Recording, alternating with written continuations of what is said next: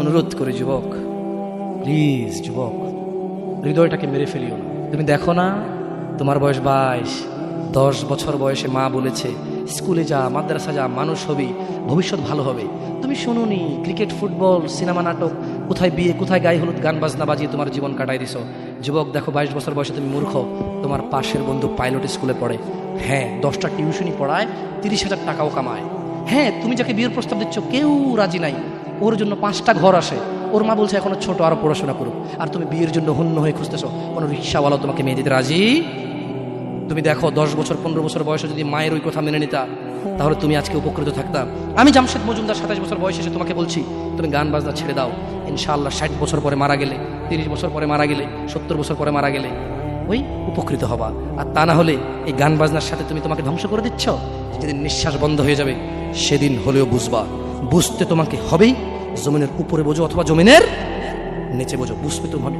শোনো, আল্লাহ কোনো কিছু বলেছে আর তুমি বুঝবা না, আহা হা, পার পাওয়া যাবে না। তবে তোমাকে বলি, যা করেছো করেছো, যা গান বাজনা শুনেছো শুনেছো, এবার আল্লাহকে ভয় করে সব ছেড়ে ইস্তেগফার করো। বলো, আল্লাহ আমাকে ক্ষমা করেন, আমার এই 2 কানে গলিত সীসা ঢালিয়েন না ইয়া আল্লাহ। ছিলাম কিন্তু আমি উপলব্ধি করতে পারিনি, ইয়া আল্লাহ আজকে আমি উপলব্ধি করছি।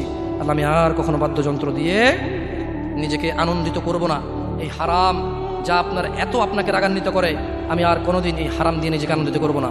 আমি অনুরোধ করব, চিটাগং শহরে থাকি, বেশি দিন হয় না, তবে কারো বিয়ে হলে আর 2 দিনও ঘুম হয় না, এত পরিমাণ গান বাজনা বাজায়, আল্লাহি হৃদয় ভেঙে যায়। আল্লাহর কসম, কি দিয়ে বুঝে আপনাকে? মন চায় মারামারি করি, মন চায় গালাগালি করি, মন চায় ঝগড়া করি, মন চায় ওর বিয়ে ভেঙে দেই, মন চায় নিজে পুলিশের ওসি হয়ে ওদের সবগুলো বন্ধ করি, মন চায় রাজনৈতিক নেতা হয়ে লাঠিছোটা নিয়ে এদেরকে পিটানো শুরু করি, মন চায় আল্লাহর থেকে অনুমতি আসুক, ওহি বন্ধ হয়ে গেছে, মন চায় আল্লাহ তুমি ওহি পাঠাও, একটাকে গলায় পাড়া দেই কতক্ষণ। মন চায় নিজেকে যদি অনেক জ্ঞানী, অনেক কিছু হতাম, কোথাও গিয়ে যদি বলতাম গান বন্ধ করো, যদি বন্ধ করে দিত, যদি এমন কিছু হতাম, কত কিছু যে মন চায়। তোমার বিবাহ তুমি রামশ্যাম যদুমধুর মতো করে ফেলেছো। যুবক, তুমি কেন কবুল পড়ে বিয়ে পড়ো? আমার তো বুঝে আসে না। বাবা, আপনি কেন আপনার ছেলেকে কবুল পড়িয়ে বিয়ে দিচ্ছেন? আমার বুঝে আসে না। ভাই, আপনি কেন আপনার মেয়েকে কবুল পড়িয়ে বিয়ে দিচ্ছেন? আমার বুঝে আসে না। আপনার মেয়ে হলুদ কাপড় পরে, মাথার মধ্যে খোপা দেয়, 3 জনে এসে দুধ খাওয়ায়, 4 জনে কোলে নিয়ে নেয়, 6 জনে গান বাজায়, 10 জনে এসে হলুদ মাখে, শুধু বুঝি মৌলবি দিয়ে কবুল পড়ালে বুঝি মুসলিমের বিয়ে হয়? শুনুন, আপনার নবী মুহাম্মদুর রাসূলুল্লাহ সাল্লাল্লাহু আলাইহি ওয়াসাল্লাম কবুলের পদ্ধতি দিয়ে গেছেন, তাই কবুল পড়ায় মুসলমানের বিয়ে মনে করেন না। কিন্তু বাকি যেগুলো করেন এগুলো কার পদ্ধতি? কার? মিথ্যা কথা বলবেন না। হুজুর ডেকে খুতবা পড়ে কবুল পড়ে বিয়ে কার পদ্ধতি? আল্লাহ নবীর। এই গান কার পদ্ধতি? কেন করতেছেন? ওটা তো আপনার বিয়ের অংশ। বিয়ে না হলে তো বাজাতেন না। বিয়েকে কেন্দ্র করে যেমন কবুল বলছেন, বিয়েকে কেন্দ্র করেই তো গানটা বাজাচ্ছেন। কয়জন নবীর উম্মত আপনি? আপনার নবীর নাম কি? আই এম আস্কিং ইউ, আপনার নবীর নাম কি? আমার নবীর নাম মুহাম্মদ রাসূলুল্লাহ সাল্লাল্লাহু আলাইহি ওয়াসাল্লাম। Who is the messenger of Allah for you? আপনার জন্য আল্লাহর নবী কে? কোন নবীর সুন্নাত পালন করলেন গান বাজিয়ে? আপনার জন্য আমার বিল্ডিংটা ভেঙে পড়বে, বলে রাখি ছাড়বো না। আল্লাহ তুমি আমার ভাইদেরকে হিদায়াত দাও ইয়া আল্লাহ, ছাড়বো না। এই যে ভূমিকম্প হলো আপনার গান বাজনা বাজানোর কারণে। মুহাম্মদ সাল্লাল্লাহু আলাইহি ওয়াসাল্লাম কি মিথ্যা কথা বলে? কারা কারা হাত তোলেন তো যে মুহাম্মদ সাল্লাল্লাহু আলাইহি ওয়াসাল্লাম জানে না, মুহাম্মদ সাল্লাল্লাহু আলাইহি ওয়াসাল্লাম জানে না, এরকম কারা কারা স্বীকার করে? আল্লাহ নবী বলেছে, যখন বাদ্যযন্ত্র বেড়ে যাবে, গায়িকারা সম্মুখে এসে নাচবে, তুমি অপেক্ষা করো, পাহাড়গুলো কেঁপে উঠবে, পৃথিবীটা নড়ে উঠবে। জালজালা ইযা জুলজিলাতিল আরদু জিলজালাহা, যখন পৃথিবী প্রবল কম্পনে প্রকম্পিত হবে, ওয়া খরাজাতিল আরদু আসকালাহা, যখন এই মাটি তার ভিতরে যা আছে একদম লাথি মেরে বের করে দেবে, লাশ হোক আর যাই হোক, মাটি বলবে যে বের হও, বের হও আমার থেকে, বের হও, আমি তোর আর কাউকে রাখবো না। ওয়াকাল আল ইনসান, মানুষ বলবে মালাহা মালাহা, পৃথিবীটা কি হলো, এই মাটির কি হলো, কেন সে কবরগুলো লাশগুলো বের করে দিচ্ছে, কেন সে স্বর্ণ মতি হীরা মানিক্য বের করে দিচ্ছে, মালাহা এর কি হলো, কেন পাহাড় নড়ে উঠছে, কেন পাহাড় ভেঙে চূর্ণ বিচূর্ণ হয়ে যাচ্ছে? মানুষ বলবে মালাহা, পৃথিবীর কি হলো? বিআন্না রাব্বাকা আওহালাহা, পৃথিবী এটা করবে, বিআন্না রাব্বাক, কারণ তোমার প্রতিপালক আওহালাহা পৃথিবীকে আদেশ করেছে। আপনি গান শোনেন, আমি শুনি না, আপনি গান বাজান, আমি বাজাই না। যখন চিটাগং নড়ে উঠলো ভূমিকম্পে, আপনার বাড়ির সাথে আমার বাড়িটা উঠছে। বন্ধ করেন এই জুলুম আমাদের উপর। আল্লাহর দিকে তাকিয়ে বন্ধ করেন, আল্লাহর দিকে তাকিয়ে বন্ধ করেন। আপনার বাড়িটা যদি ভেঙে ফেলেন, ইচ্ছা বুলডোজার ভেঙে ফেলেন, কেউ ধরবে? কেউ জিজ্ঞেস করবে আপনাকে? আপনি গান বাজনা শুনে ভাবে পৃথিবীতে বিপর্যয় নিয়ে আসতেছেন। ইত্তাকিল্লাহ হাক্কা তুকাতিহ, আল্লাহকে ভয় করুন যেভাবে ভয় করা উচিত। ইয়া শাবাব, আহলুল মুনাফিক, নামধারী কিছু মুসলমান, এদের ফাঁদে পা দিও না। তারা চায় তোমরা নেশায় মত্ত হয়ে তোমরা তোমাদের জীবনটাকে জাহান্নামে উজাড় করে দাও। তারা চায় তোমরা শয়তানের ফাঁদে পা দিয়ে তোমরা আল্লাহ দ্রোহিতা এবং রাসূল দ্রোহিতায় মেতে ওঠো। অথচ আল্লাহ চায় তোমরা সফলতার দিকে আসো, আল্লাহ চায় তোমরা আল্লাহর ক্ষমার দিকে আসো, তোমরা সফল হও, আল্লাহ চায়। আল্লাহ সুবহানাহু ওয়া তাআলা বলেন, ইয়া আইয়ুহাল্লাযীনা আমানু ইন্নামাল খামরু ওয়াল মাইসির ওয়াল আনসাব ওয়াল আজলাম রিজসুম মিন আমালিশ শাইতান ফাজতানিবুহু লাআল্লাকুম তুফলিহুন। হে তোমরা যারা ঈমান এনেছো, মদ, জুয়া, মূর্তি পূজার বেধি ও ভাগ্য নির্ণয় গণকের কাছে যাওয়া শিরক, গণকের কাছে যাওয়া শিরক। ভাগ্য নির্ণয় করার শর্ত কেবল ঘৃণার বস্তু, শয়তানের কাজ, কাজেই তোমরা সেগুলো বর্জন করো। ফাজতানিবু, কাজেই তোমরা সেগুলো বর্জন করো। ইয়া শাবাব, হে মানুষ, তোমরা মদ, জুয়া, গান, বাজনা, ভাগ্য নির্ণয় করে এরকম জিনিস থেকে বেঁচে থাকো। আল্লাহ বলছেন যে রিজসুম মিন আমালিশ শায়তান, এগুলো শয়তানের কাজ, এগুলো ইবলিসের কাজ। ফাজতানিবু, আল্লাহ বলছে হে আমার বান্দারা, ফাজতানিবু, এগুলো থেকে বেঁচে থাকো। কেন? লাআল্লাকুম তুফলিহুন, যাতে তোমরা জিতে যাও, যাতে তোমরা সফল হও, যাতে তোমরা জান্নাতি হও, যাতে তোমরা ভয়াবহ আগুন থেকে বেঁচে যাও। জাহান্নামের আগুন কি? নাযাআতাল লিশশাওয়া, চামড়া খসেতে বের হচ্ছে জাহান্নামের আগুন। জাহান্নামের আগুন থেকে বাঁচার দরকার আছে না নাই? এইভাবে এলোমেলো চলাফেরা, শুক্রবারের নামাজে গিয়ে বাকিও সব বাদ দিয়ে নামাজও পড়বো, শুধু খাবো।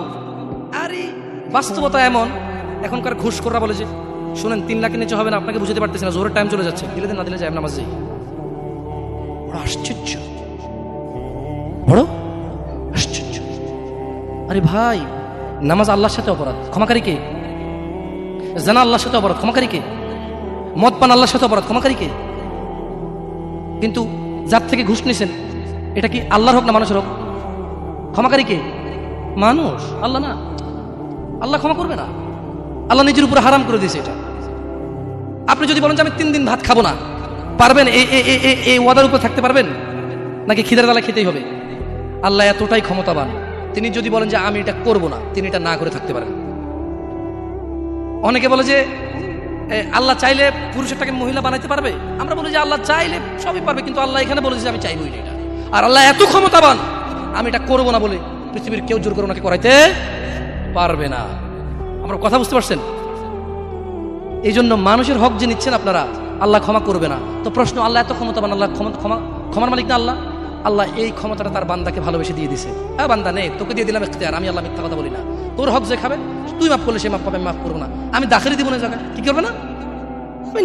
আমি না কি করলাম না। লা ইলাহা ইল্লাল্লাহ, সুবহানাহু, তিনি পবিত্র।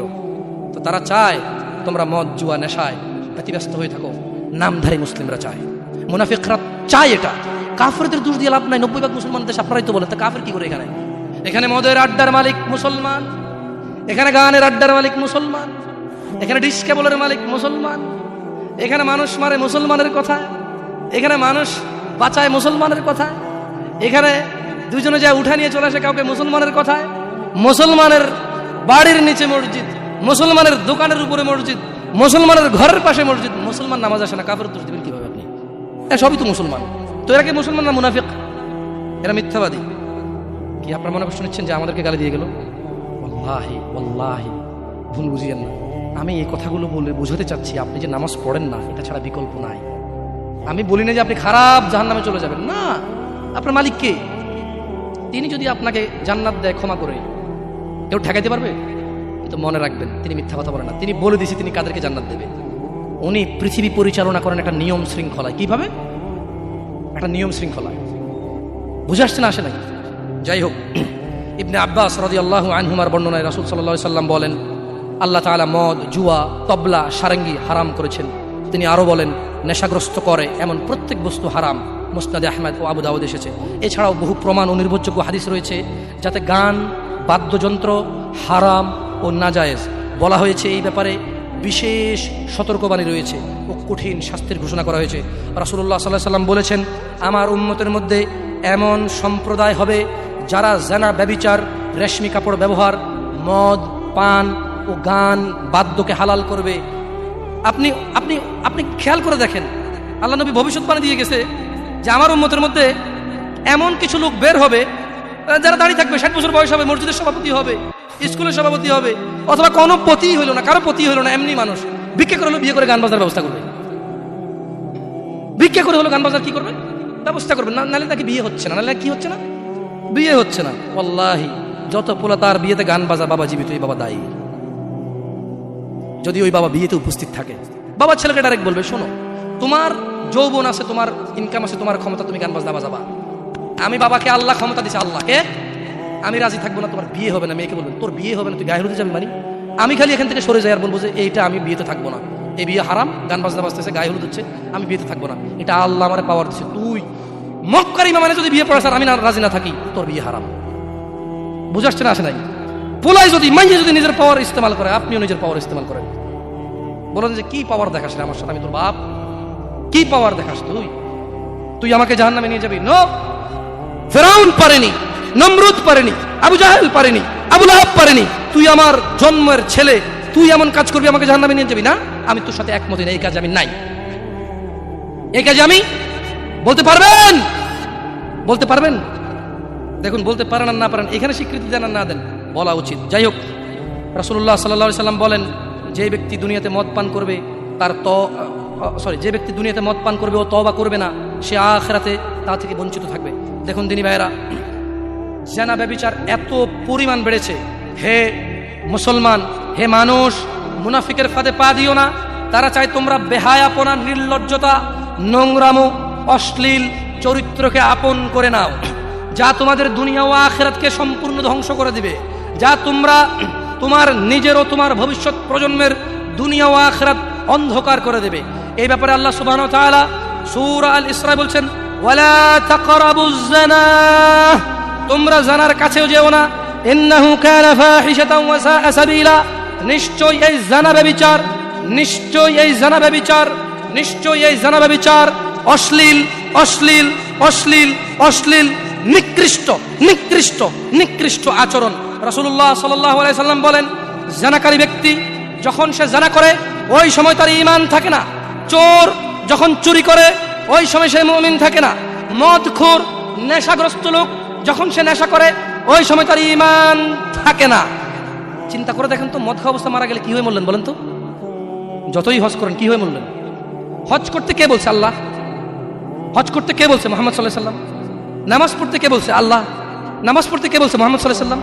ওই একই মুহাম্মদ সাল্লাল্লাহু আলাইহি সাল্লাম বলছে, চোর চুরি করার সময়, মদখোর মদ খাওয়ার সময়, জিনাকারী ব্যক্তি যতক্ষণ ওই মহিলার সাথে থাকে এর ঈমান কি? বলেন কতদিন বাঁচবেন? কে আছেন বলতে পারেন? আবারও পাইলাম না। আমি ভাবছি এতক্ষণ ওয়াজ শোনার পর একটু সাহস হবে, বলবো যে আমি এতদিন বাঁচবো। তো যে জিনা করতে গেলেন তার মানে গ্যারান্টি আছে যে যা জিনাটা না করে চলে আসবো, তারপরে মরবো তওবা করে, না? এরকমই তো কিছু নাকি? আল্লাহ আমাদেরকে বুঝার তৌফিক দান করুন। দেখুন দিনী ভাইয়েরা, আল্লাহ সুবহানাহু ওয়া তাআলা বলছে যে নিশ্চয়ই তোমাদের ধন সম্পদ ও তোমাদের ছেলে সন্তান তোমাদের জন্য পরীক্ষা এবং তোমাদের শত্রু। কিছু কিছু ক্ষেত্রে ছেলে সন্তান ধন সম্পদ কি শত্রু। যে এই ছেলের জন্যই তো রেপ করে আসছে, আপনি বলছেন যে না আমার ছেলে নির্দোষ, 5 লাখ টাকা উকিলকে দিয়েছেন, 10 লাখ টাকা অমুককে দিয়েছেন, 3 লাখ টাকা অমুককে দিয়ে একটা মেয়ের জীবন নষ্ট হয়ে গেল, আপনি পরোয়াই করেননি। কার জন্য এটা করেছেন বলেন তো? আপনার নিজের জানা করার কারণে নাকি ছেলে? নিজের জন্য না ছেলের জন্য? হ্যাঁ, তো বলেন এই ছেলে কি শত্রু না মিত্র? এই ছেলে এই যে আপনি একটা অন্যায়কে সাপোর্ট করে গেলেন, যদি আল্লাহ আপনাকে জিজ্ঞেস করে আপনার বাচ্চা আছে, এই অন্যায়টা আপনি কার জন্য করছেন? কার জন্য? তাহলে এই ছেলেকে শত্রু না বন্ধু?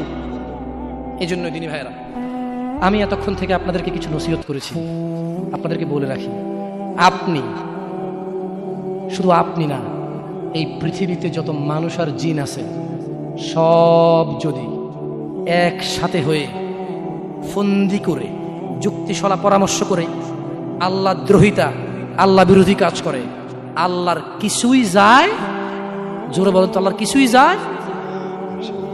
এই পুরো পৃথিবীর মানুষ এবং জিন সবাই যদি একসাথে কোনো গুনাহ না করে, শুধুই আল্লাহর অনুগত্য করে, আল্লাহর যেই ক্ষমতা, আল্লাহর যেই মহত্ব, কিছুই বাড়বে কিছুই বাড়াইতে, কিছুই কমাইতে পারবেন না।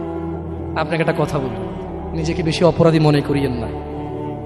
আপনি এত ভালো আল্লাহ পেয়েছেন, আপনি এত ভালো রব পেয়েছেন। বনি ইসরায়েলের একজন লোক 99 জন লোককে হত্যা করলো। তারপর সে চিন্তা করলো আমার ভালো হওয়া উচিত, ক্ষমা পাওয়া উচিত, জাহান্নামের আগুন থেকে মুক্তি পাওয়া উচিত। বাবা আমি এই জাহান্নাম সহ্য করতে পারবো না, কিভাবে আমি জাহান্নাম থেকে বাঁচবো? তখন সে একজন জ্ঞানী লোকের খোঁজ নিল এবং জিজ্ঞেস করলো যে আমার কি ক্ষমা হবে? ওই লোকে বললো যে না না, তোমার তো ক্ষমা হবে না। একবার তারেও মেরে কতজন পূর্ণ করলো? কিন্তু তার হৃদয়ে যন্ত্রণা কমেনি। ওই যে একটা যন্ত্রণা, কি কাজ করলে আমি ক্ষমা পেয়ে যাব, কি এমন কাজ করলে আমি আল্লাহর আযাব থেকে রক্ষা পাবো। সে আল্লাহকে প্রচন্ড ভয় পাচ্ছিল। এট দ্য সেম টাইম সে সিদ্ধান্ত নিয়েছিল যে সে আর হত্যাই করবে না, সে ভালো হয়ে যাবে, অন্যায় করবে না, সে অন্যায় করবে না। কিন্তু তার ভালো হওয়ার জন্য একটা গ্যারান্টি লাগবে যে কে আছে এমন যে আমাকে বলবে কি করলে আমাকে আল্লাহ ক্ষমা করে দেবে। ওই লোকটা যখন মারা যায় আল্লাহ তাকে জান্নাত দিয়েছে। কেন? সে ভালো হওয়ার ইচ্ছা পোষণ করেছে। আপনিও ভালো হওয়ার ইচ্ছা পোষণ করেন, করবেন তো ইনশাআল্লাহ। আর ভালো কখন হতে হবে? কালকে? কালকে কখন থেকে ভালো হতে হবে? না বিয়ের পরে। ভালো কখন থেকে হতে হবে?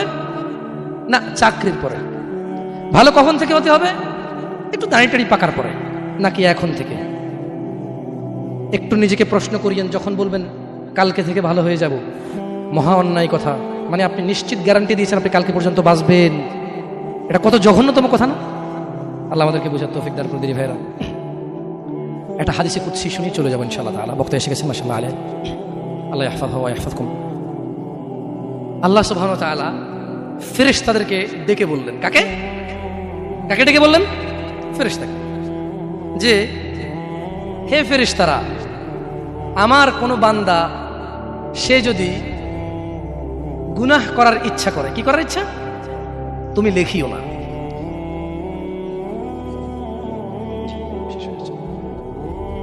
তাহলে ফেরেশতাদেরকে আল্লাহ কি বললেন? আমার কোনো বান্দা গুনাহ করার ইচ্ছা করলে তোমরা তা লেখিও না, যতক্ষণ পর্যন্ত সে না করে। যখন সে এই অপরাধ করে ফেলে তোমরা লেখিও, বাড়তি লেখিও না, যতটুকু করেছে অতটুকুই লিখবা। কিন্তু জানেন আল্লাহ আপনাকে কত ভালোবাসে? এই সেম আল্লাহ ফেরেশতাদেরকে বললেন, শোনো, আমার কোনো বান্দা যদি কোনো ভালো কিছু করার নিয়ত করে সঙ্গে সঙ্গে নেকি লিখে ফেলো। সুবহান।